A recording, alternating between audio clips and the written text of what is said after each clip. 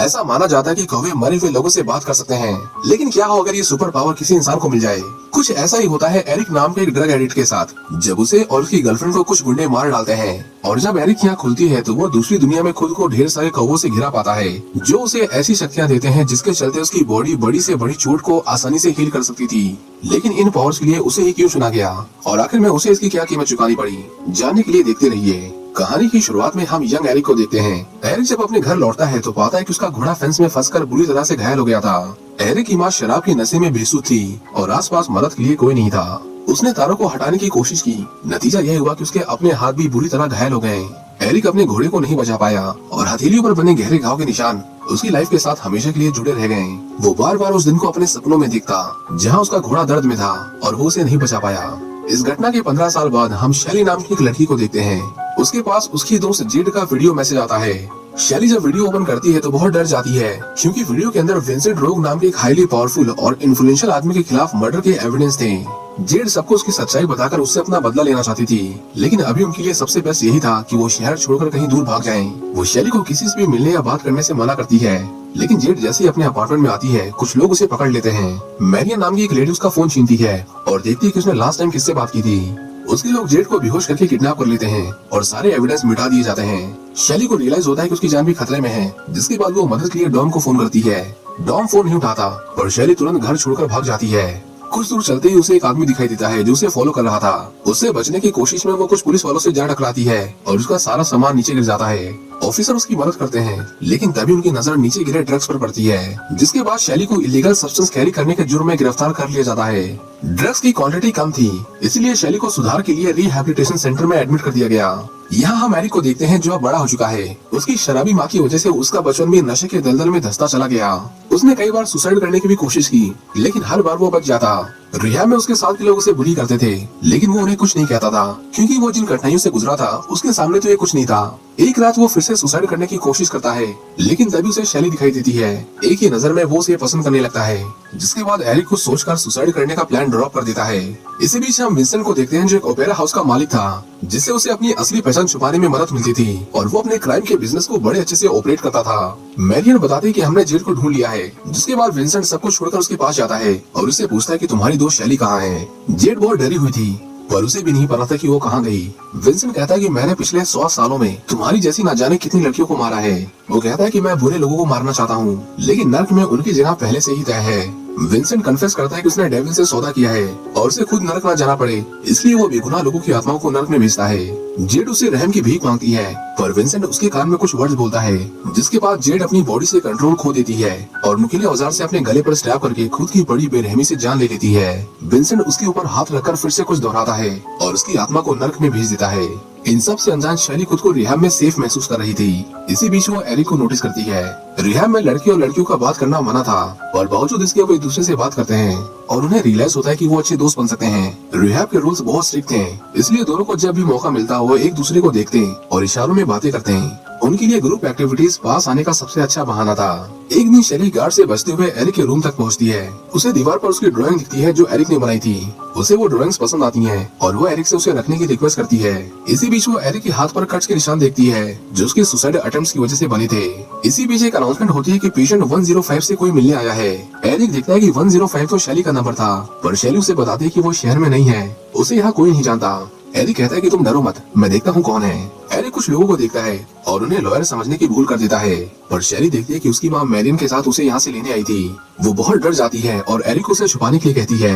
Eric जानता था कि जब तक उनके पैर में ट्रैकर है, छुपने की कोशिश बेकार है। वो शैली को लॉन्ड्री रूम में ले जाता है और एक वेंट से होते हुए वो ग्राउंड में आ जाते हैं। सिक्योरिटी के पता चलने से पहले वो फेंस कूदकर वहाँ से भाग चुके थे और किसी से लिफ्ट लेकर वो शहर से बहुत दूर चले जाते हैं। शैली अपने दोस्त के खाली अपार्टमेंट में जाती है। उसके साथ रहना एरिक के लिए सेफ नहीं था, इसलिए वो उसे वहाँ से जाने को कहती है, पर एरिक उसे इस तरह छोड़कर जाना नहीं चाहता था। पकड़े जाने के डर से वो दोनों उसके बाद कई दिनों तक उस अपार्टमेंट से बाहर नहीं निकलते।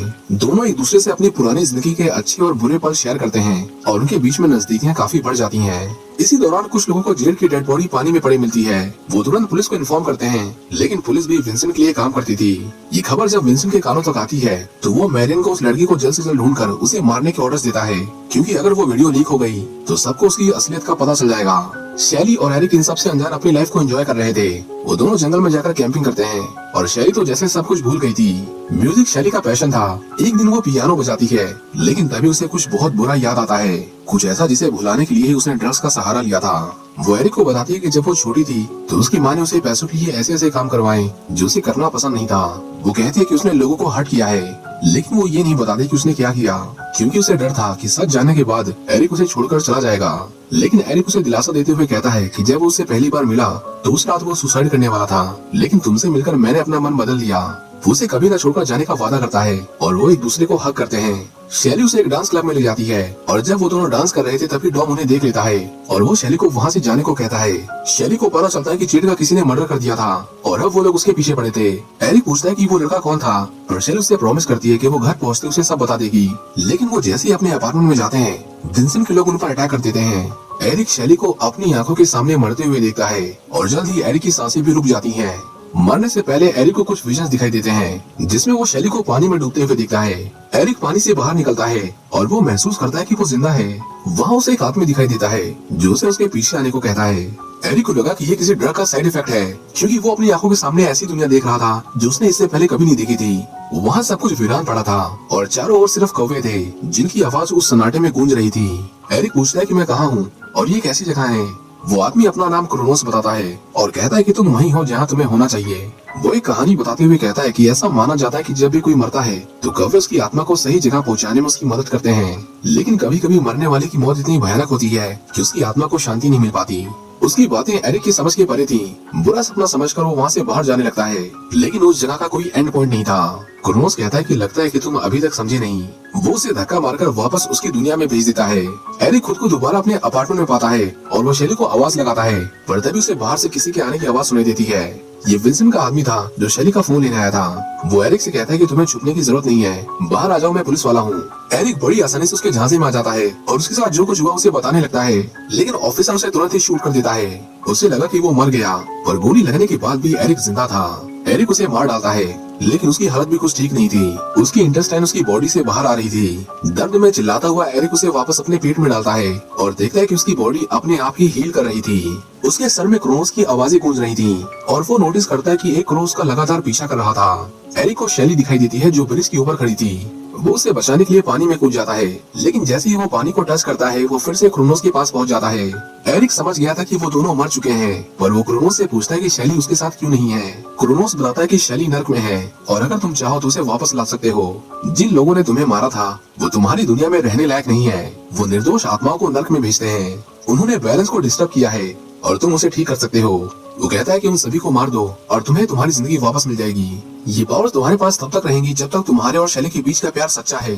तुम मरोगे नहीं, लेकिन चोट लगने पर तुम्हें दर्द जरूर होगा। एरिक अपनी दुनिया में वापस लौट आता है और हथियार लेने के लिए सबसे पहले अपने दोस्त के पास जाता है। इसके बाद एरिक शैली की माँ सोफिया के पास जाता है। उसकी माँ उसे झूठ बोलती है कि उसकी बेटी ड्रग ओवरडोज से मरी है, लेकिन एरिक उसे बताता है कि जब उन लोगों ने उसे मारा तो वो वही था। वो कहता है कि मुझसे झूठ मत बोलो, मैं उससे प्यार करता था और मैं उन सभी लोगों को मार दूंगा जो इसमें शामिल थे, जरूरत पड़ी तो तुम्हें भी। एरिक शैली के रूम में जाता है जहाँ उसे कुछ पुरानी तस्वीरें और एक थिएटर का एंट्री पास मिलता है। एरिक जब वहाँ जाता है तो उसे रास्ते में वो आदमी दिखाई देता है जिसने उसे मारा था। वो उसके सिर पर बंदूक रखकर उससे बाकी लोगों के नाम और एड्रेस पूछता है, लेकिन उसे जैसे ही खतरा महसूस होता है उसकी बॉडी हरकत में आ जाती है और वो उसे शूट कर देती है। एरिक मैरिन को थिएटर से बाहर आते हुए देखता है और उसे देखते ही वो उस पर फायरिंग करता है, लेकिन गोली शीशे के पार नहीं जा पाती और वो बच जाती है। एरिक उसकी कार तक में घुसकर उसे मारने की कोशिश करता है, लेकिन एक लंबी चेस के बाद वो कार से नीचे गिर जाता है और एक ट्रक के नीचे बुरी तरह कुचला जाता है। अपनी हीलिंग पावर्स के बदौलत एरिक की बॉडी खुद को रिपेयर कर लेती है, लेकिन उसे होने वाला दर्द ऐसे नहीं था। विंसेंट सोफिया से उस लड़के के बारे में पूछता है और उसे पता चलता है कि वो मरकर जिंदा हुआ था। वो सोफिया को मार देता है और अपने लोगों को एरिक को जिंदा पकड़ने की ऑर्डर्स देता है। इसी बीच एरिक डॉम को ढूंढ लेता है और उसे पता चलता है कि इन सब के पीछे विंसेंट का हाथ है। वो लोगों के दिमाग में घुसकर उनके अंदर के शैतान को उनके ऊपर हावी करवाता है। एरिक पूरे अपार्टमेंट को सर्च करता है और उसे वो फोन मिल जाता है जिसके अंदर वो वीडियो थी। एरिक उस वीडियो के अंदर देखता है कि विंसेंट के मैनिपुलेट करने पर शैली ने किसी का मर्डर किया था। मर्डर इतना ब्रूटल था कि एरिक से पूरा वीडियो देखा नहीं जाता। वो शैली का ये रूप अपने दिमाग से निकाल ही नहीं पा रहा था। उसे शैली पर डाउट होने लगा कि कहीं वो उसके साथ झूठे प्यार का दिखावा तो नहीं कर रही थी। उसका दोस्त उसे समझाने की कोशिश करता है कि उसे पहले पूरा सच जान लेना चाहिए, उसके बाद कोई फैसला करना चाहिए, लेकिन तभी विंसेंट के लोग उन पर अटैक कर देते हैं। एरिक उनसे फाइट करता है पर उसे गोली लग जाती है। वो नोटिस करता है कि उसकी बॉडी हील नहीं हो रही थी और आखिर में वो मर जाता है। उसकी आँख खुलती है तो क्रोनोस उसके सामने खड़ा था, जो उसे बताता है कि उसकी हीलिंग पावर्स इसलिए चली गई क्योंकि उसने अपने काम को पूरा नहीं किया और शैली के प्यार पर डाउट किया। वो बताता है कि अब शैली को बचाया नहीं जा सकता, हालांकि तुम्हें तुम्हारी जिंदगी वापस मिल जाएगी, तुम बस उसे भूल जाओ। एरिक ऐसा नहीं करता। वो कहता है कि वो शैली से सच्चा प्यार करता है और नर्क में उसकी जगह लेने को तैयार है। ये कहते ही कौवों का झुंड उसे घेर लेता है और क्रोनोस अपना और एरिक का खून मिलाकर कुछ वर्ड्स को बार बार रिपीट करता है। एरिक का शरीर ट्रांसफॉर्म होने लगता है और वो असहनीय दर्द में चिल्लाता है। उसका खून ब्लैक हो जाता है और अब उसके पास दोनों दुनियाओं में ट्रैवल करने की पावर्स थी। उसे विंसेंट को मारने का एक और मौका दिया जाता है और एरिक दोबारा अपने मरे हुए शरीर में जाता है। वो उन सभी को मार डालता है। उनमें से एक के फोन पर उसे एक मैसेज मिलता है जिसमें उसे पता चलता है कि मेरियन ओपेरा हाउस में आने वाली है। एरिक अपने चेहरे का मेकअप करता है और खुद को एक डरावना अवतार देने के बाद वो विंसेंट को मारने जाता है। एरिक ओपेरा हाउस में घुसते ही उसे रोकने वाले हर एक आदमी को बड़ी बेरहमी से मारने लगता है। तलवार, चाकू, बुलेट्स उसे दर्द देने के अलावा उसका कुछ नहीं बिगाड़ पाती। वो ओपेरा हाउस में लाशों का ढेर बिछा देता है। एरिक मैरियन के पास पहुंचता है और उससे विंसेंट के बारे में पूछता है। मैरियन सब कुछ बता देती है, लेकिन फिर भी एरिक उसके और उसके असिस्टेंट की गर्दन काटकर चलते शो में ऑडियंस के बीच में फेंक देता है, जो देखकर वहाँ अफरा तफरी मच जाती है। एरिक विंसेंट के प्राइवेट विला में जाता है, जहाँ विंसेंट आराम से बैठकर अपने बाल बना रहा था। एरिक उसकी गर्दन पर तलवार रखकर उसे मोड़ने के लिए कहता है। विंसेंट को उससे बिल्कुल भी डर नहीं लगता। वो अपना हाथ काटकर उसे दिखाता है कि वो भी बाकी की तरह ही काम इंसान है। उसके पास कोई सुपर पावर नहीं, उसे कोई भी मार सकता है। लेकिन तभी वो एरिक पर एक नुकीले औजार से हमला करता है और देखता है कि उसका खून ब्लैक था। उसकी पावर से रियलाइज करते ही वो एरिक के कान में कुछ शब्द बोलकर उसकी पावर्स को चुराने की कोशिश करता है। वो उसके अंदर की बुरी यादों को खुरीद कर बाहर निकाल रहा था और उसकी आत्मा पर लगभग कब्जा कर ही लिया था कि तभी एरिक उसके साथ दूसरी दुनिया में टेलीपोर्ट हो जाता है। विंसेंट बिना मरे ही आफ्टर लाइफ में आ चुका था, लेकिन उसने इतने पाप किए थे कि उसका तुरंत ही फैसला हो जाता है और हेल के मॉन्स्टर्स उसे दर्दनाक मौत देकर उसे अपने साथ नर्क में खींच लेते हैं। एरिक ने अपना काम पूरा किया और जैसा कि उससे वादा किया गया था, शैली की आत्मा नर्क से वापस लौट आती है। एरिक उसे बताता है कि वो वापस नहीं लौट सकता, उसने सौदा किया है। लेकिन इससे पहले वो कुछ समझ पाती, शैली खुद को अपने अपार्टमेंट में पाती है। क्रोनोस उसके सामने था। वो शैली को बताता है कि एरिक ने उसके लिए खुद को सेक्रीफाइस कर दिया। शैली जब मुड़कर देखती है तो वहाँ एरिक की लाश पड़ी हुई थी। उसे मरा हुआ देख वो रोने लगती है और उन पलों को याद करती है जिसने एरिक के साथ बिताए थे। वहीं दूसरी दुनिया में एरिक क्रोनोस की जगह ले लेता है और यहाँ उसे तब तक रहना था जब तक कोई और उसकी जगह नहीं आता। एरिक ने अपनी डेस्टिनी को एक्सेप्ट कर लिया था और उसे यकीन था कि एक दिन वो फिर मिलेंगे। इसी के साथ ये मूवी यहीं पर खत्म हो जाती है। उम्मीद करता हूँ कि कहानी आपको पसंद आई होगी। Thank you for watching.